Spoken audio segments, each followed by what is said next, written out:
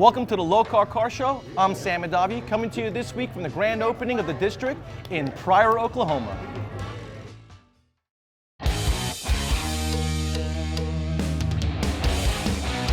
Welcome to the Lokar Car Show. This is gonna be one awesome car. And I said, it doesn't even run yet. And look at it now, it's amazing.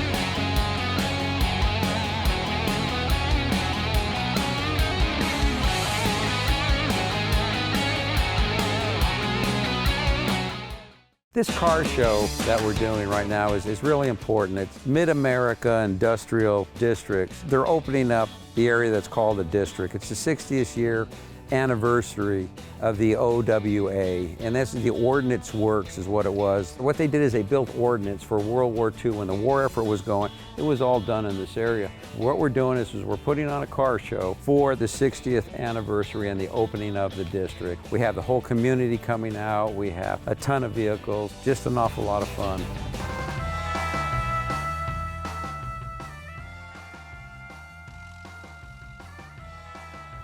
Larry, there's a very cool story behind this. What year is it? It's a 55 Chevy that I raced actually in 1972.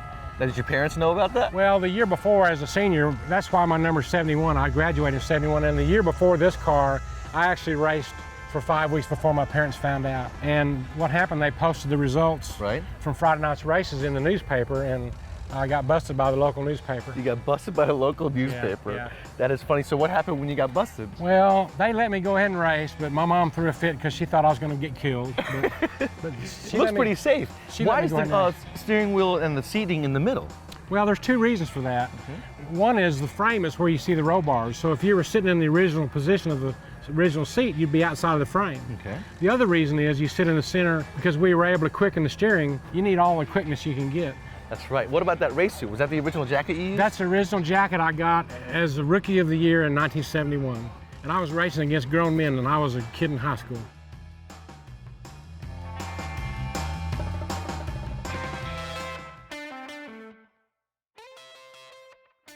Now tell me about this Model T. This is yours as well. This is mine. What year is it? It's a 1914 Ford Model T. How original is it? Because I'm seeing all the lights with the gas flame and everything. This looks like it's pretty original. Well, of course, you know, it's been repainted and the seat's been recovered and it's got a new top, and I took the glass out and put safety glass in, but the car's an original car. Still got the original wooden spokes. But when you opened that cover and you showed me those coils, I was so intrigued. I had one, no idea, and two, the fact that you can see them working, and three, that the fact that they're in a wooden box with the contacts is so genius. You know, that is so cool. Yeah, well, that's the way they were back then, and nowadays, if you're going to tour in a Model T, they throw all that away and put an aftermarket distributor in there and do away with that. It runs good on the coil, so I want to leave it original. Absolutely. Now, what about the brakes? You were telling me that the brakes on this is a little different. Well, it has a 3-pedal system. Low gear is the left pedal, and you let off of it and it goes to high gear. The center pedal is reverse, and the right pedal is the brake. You're not stopping the car, basically. You're stopping the engine.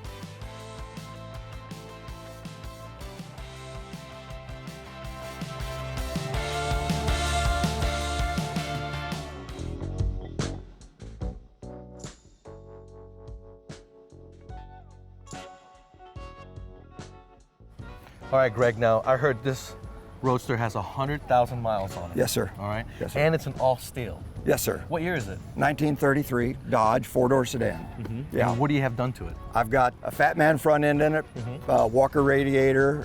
It's got the 5.7 Hemi motor with a 545 RFE transmission. Very nicely done. It looks so good up under there. 4-wheel power disc brakes, stainless steel gas tank pump in the tank. Right. My wife and I, I used to take her to car shows, and I always thought, I want to do this, and she says, well, just do it. And I said, well, you know, it's going to cost money. She says, do it.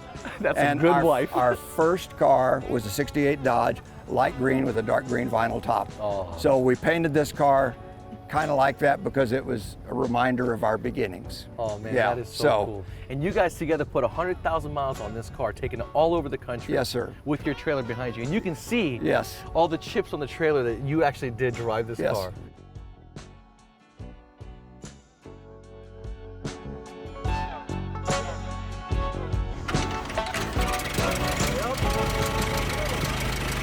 That's my first. We have to go to a quick break. We'll be right back with more of the Lokar Car Show.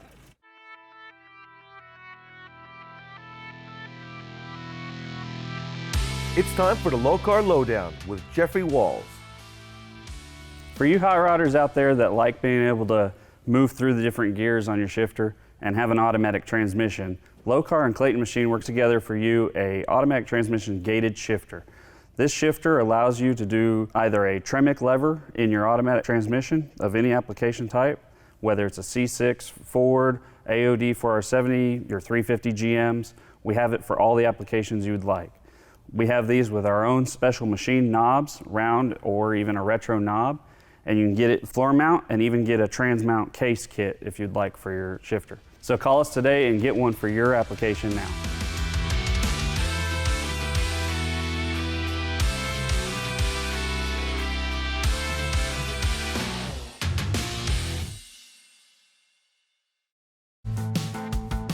Welcome back to the Lokar Car Show.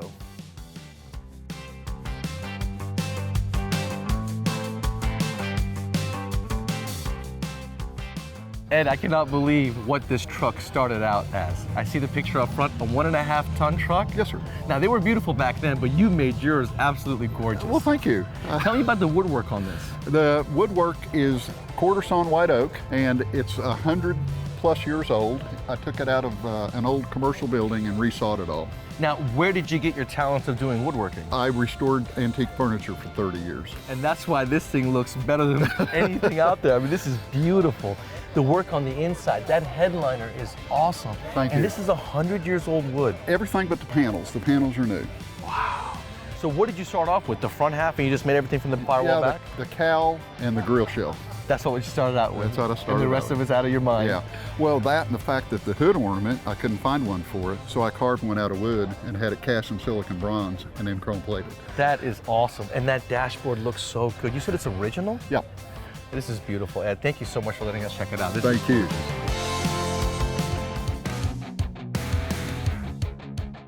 All right, Joe, you built this car for your son, right? Yes, from scratch. Ground up, you did the whole thing. You did all the metal work because you're a metal fabricator, right? Right. Saved a lot of money and time doing that. In this particular car, from where the taillights are all the way up to the dash, I replaced everything underneath it. Really? Yeah. Wow, you did a very good job. The upholstery on the interior and The everything. dash was rotted out, and there's no aftermarket for those. And so I had to get a donor car, and I went all the way up to Gary, Nebraska, and bought a donor car just for the dash. Wow. It is absolutely beautiful. You did an incredible job with it. How long has it been restored? About 4 years now. 4 years. Is it a GTO or is it a tribute car? No, it's a GTO. That is cool. And you went down to Texas to pick it up to make this show, right? Yes, sir. My boy lives in Texas, and he's an OSU fan. Yeah. That's why the orange. So what color was it originally? Do you remember? I think it was a maroon, some type. I never looked up the codes. I was noticing the plate spacer on the valve covers to clear the rockers. Yes, sir. That's very cool. I had never seen that before. And it looks like it's doing a good job by fitting and not leaking. Well, I don't like leaks. No, leaks are No, not and good. I wanted those Pontiac. When I saw them, I had to have them, so Yeah. I bought them.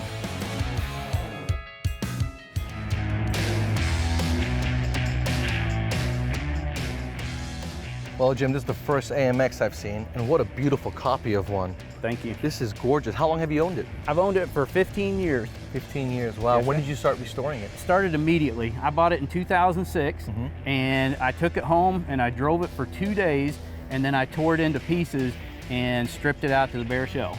Wow. You did most of the work yourself? Yes, sir. Wow, that's Everything cool. but paint. Now, the rear seat being deleted, was this like a motorsports version? Well, yeah, AMC, you know, was this little car company that had made frumpy economy cars, just really dumpy looking economy cars. In the mid 60s, they got a new president at AMC. Right. And he wanted to go racing. That's where is this it. came from. Yeah. Man, that is cool. So how did it do with everybody else? It didn't catch on huge, but the guys that loved them, loved them. This car here only had a total production of 19,134 of them. Wow. Across the years? Yeah. Or 3 years. Wow. In 3 years, they made 19,134 of them, and that's all. And so it didn't catch on great, but now they're getting popular big time.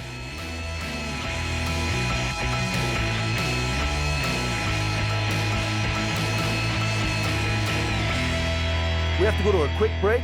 We'll be right back with more of the Lokar Car Show.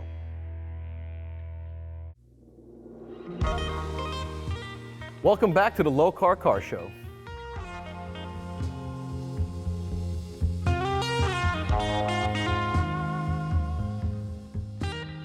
Doug, never in a million years would I have thought that so much went into building one of your HE&M Saws. This facility is very impressive.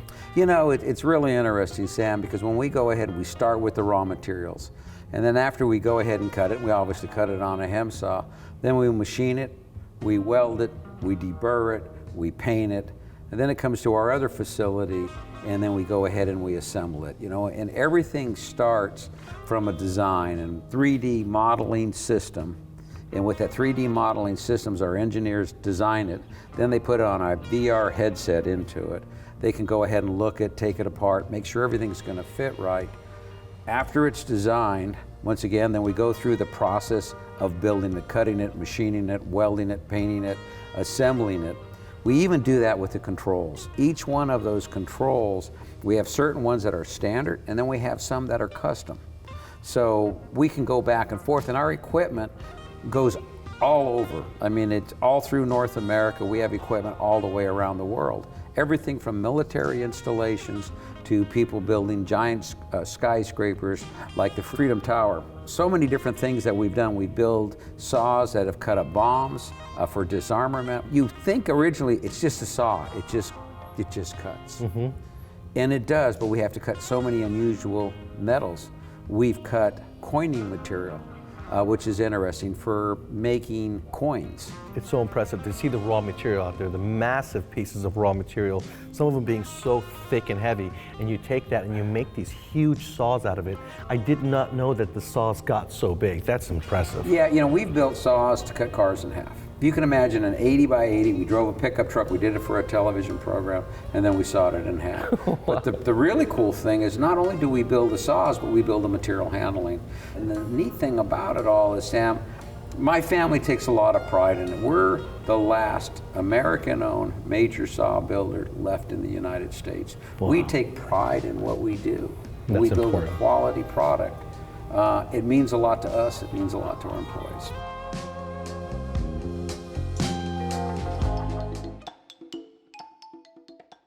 Joe, this truck is awesome. I missed you at the Atomic Blast this year. Yes. You should have totally been there with this truck, because I don't think I've seen anybody's headers look like a spider coming out of the engine bay.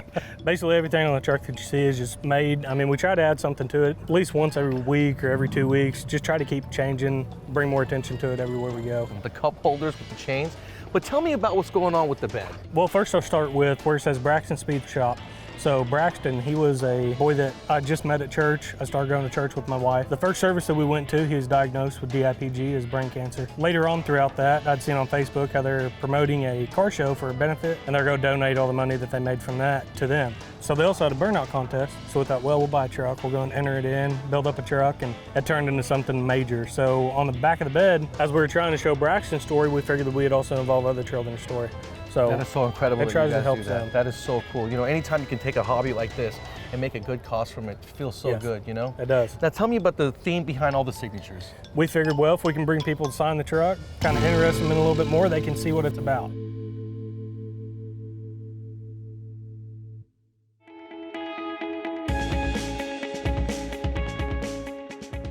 Well, Charles, I'm looking at the paint on your Charger, and this thing looks beautiful. Did you ceramic coat this? I did. When I bought it, it was just factory original. It didn't have no tint, it didn't have anything. It was just stock. When we put wheels, I put MagnaFlow exhaust on it. All the graphics and the pinstriping, my wife has done that. The bear that's on the hood there, my wife has Tell us done about that. the bear. There's a bear in the hood and in the cars. What's that theme? It's a Native American theme. You know, you see Spider-Man and you see all these other Superman mods. Well, we want a Native American theme, so that's what we are, both me and my wife. Cherokee, and I'm Oto and Ponca. We thought, why not? Absolutely. You don't see it, so it's different. You don't see it. It stands out. And the bear is part of our clan, so that's what we made it. What's up with the M&M guys? You just hanging out for the ride? Our last names is Moncuye, so it's the M, one of the M's. Yeah, that's what they call us. The that M. is so cool. Yeah, I love the yellow lettering on the wheels. That just adds a nice little flair to the wheel, you know? Yeah, yeah. And it's driven on a dirt road 3 miles every day. Oh, really? Yeah. Well, that's the beauty of ceramic coating right there, because I mean, you 3 miles on a dirt road every day, right. This thing would be covered, but you can easily clean it off. Yeah. We're here at the HE&M Saw facility in Pryor, Oklahoma, checking out a couple of Doug's personal cars. We'll be right back with more of the Lokar Car Show.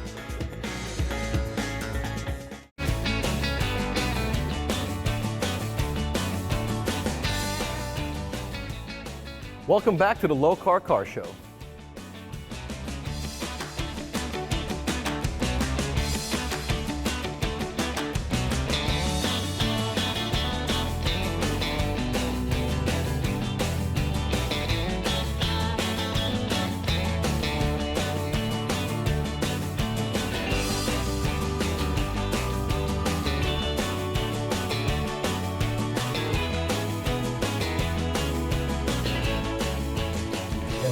Choice Award, which you may have seen online. Anybody can go to the website cruisinthedistrict.com right now, and you can vote for your favorite car. So all the cars are listed by year. Just find out the car you like and scroll down and place your vote. And then I believe at noon today we're going to announce all the awards, which will include People's Choice Awards, Sam Adavi Award, and 60 Years and Older Award. So cruisinthedistrict.com, vote for your favorite car. Thanks. All right, guys, have a wonderful time, and thank you all for coming out and supporting this venue. We greatly appreciate it. Thank you.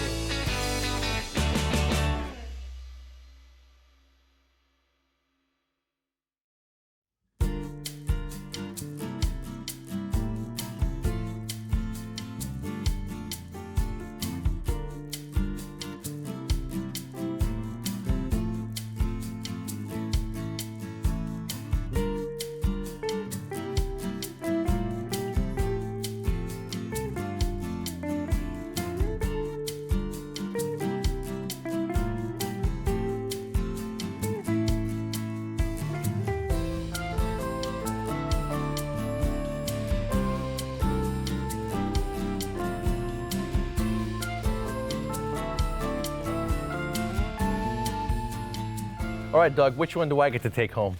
Anyone you like, Sam, anyone you like. Now, this is the 350 that you restored yourself. Yeah, Sam, I figure I've got about between 2,000 to 3,000 hours in working. Literally every nut and bolt has been off the car, and I did restore it all myself. And it's an original Shelby 67.3. Yeah, it's original, absolutely original. This is cool. To look at this and see that this is basically the GTO project before it was a GTO. Yes, this is a 240Z BRE.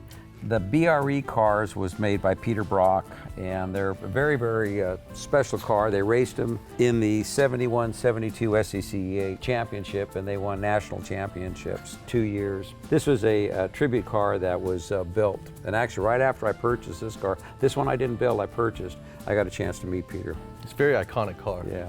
But this one here, tell me about this one. This is a copy of all the original, built by the original person? Yeah, this one right here is called a Gentry. This car was built in about 1995. They built about, best I could tell, about 30 cars, and what they did is they took an original 427 and they built a collector's version of that car. So the underneath side is just as pretty as the outside. It has the 428 motor, top loader, transmission. It's got a tubular frame underneath it, just like the original Cobras. So many of the original Cobra parts were on it. 427, I think I got a chance to drive it. Yeah, this was a lot of fun. Unbelievable amount of power and torque in this car.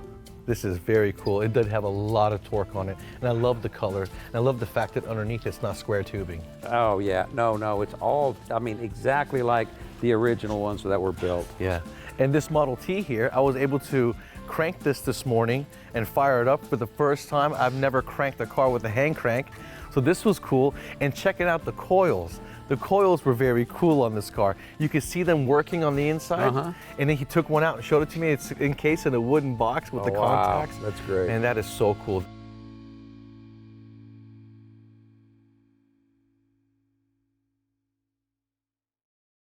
That's a wrap here at the unveiling at the District in Pryor, Oklahoma. We got to explore the HE&M Saw facilities, which was absolutely amazing. Got to meet a lot of important people. There was a huge turnout at the car show. I can't wait to do this again.